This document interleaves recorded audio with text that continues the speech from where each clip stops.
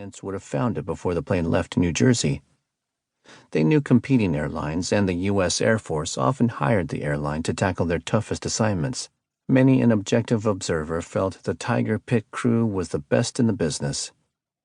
Still, Murray said, "Jim, feather number 3 and stand by to discharge." "Copy that." Garrett pulled the engine number 3 throttle back to idle, pushed the feathering button in to streamline the propeller blades, then cut off the mixture control, which immediately disabled the engine, at which point an alarm bell began clanging riotously, amplified by the cabin's confined acoustics. Slumbering passengers were jolted awake by the savage sound. Garrett raised his voice. "Ready to discharge, Captain." "Fire 1 bottle," said Murray. "Copy that," yelled Garrett. He pressed a button. The alarm stopped ringing. The red firelight on the control panel went dark.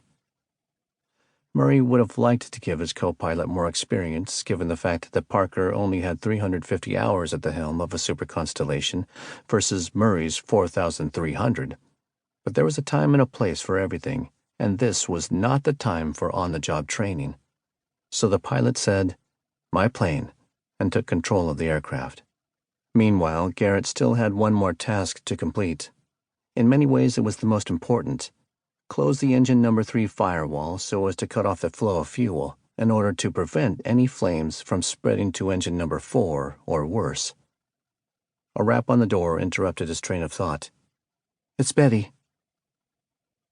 Flying had come a long way since 1903, when Orville Wright managed to stay airborne for 12 seconds and travel 120 feet. But aviation safety still had a long way to go. Based on passenger miles flown, flying was 100 times more dangerous in 1962 than in 2020. Murray's plane seemed especially precarious. Lockheed Aircraft Corporation's highly profitable Constellation series was showing its age.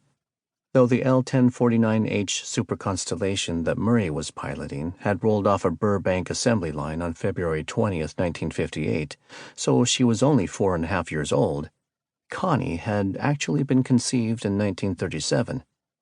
She still used the same basic piston technology first developed in 1844, as opposed to the jet turbine first used in 1939. Lockheed had stopped producing Constellations a few months after Murray's plane was manufactured. But Connie wasn't just old, she was infirm. While her military ancestors' durability had helped win World War II, in her commercial incarnation nearly 1 of every 5 built since 1950 had experienced a catastrophic hull loss occurrence, aviation speak for a total loss. The plane's problems extended beyond the hull, as evidenced by the November 30th, 1961 flight that didn't even leave the tarmac in Richmond, Virginia. The departure was delayed due to an electrical glitch. 74 Army recruits and 3 Imperial Airways crew members were told to stay seated and await the fire truck, which would arrive soon. It did arrive soon, but late, to the gruesome sight of 72 soldiers and 2 crew members dead of smoke inhalation. On March 15, 1962, 2 Pentagon charters left California's Travis Air Force Base within minutes of one another.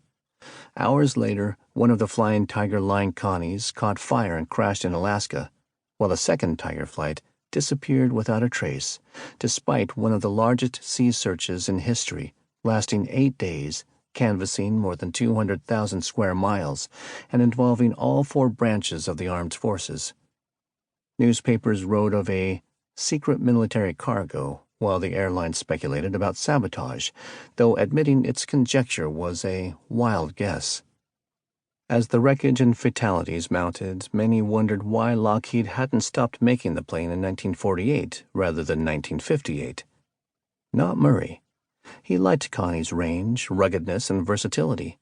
4 powerful engines and 5 cavernous fuel tanks permitted coast-to-coast travel, while most other planes had to refuel. He loved her aesthetics, right down to her unique triple tail fins. Many considered her the apex of prop and piston design. Connie was the first Air Force One in 1953. Murray was loyal. He'd never forget how her early version had safely flown him to and from the Aleutian oil fields during World War II,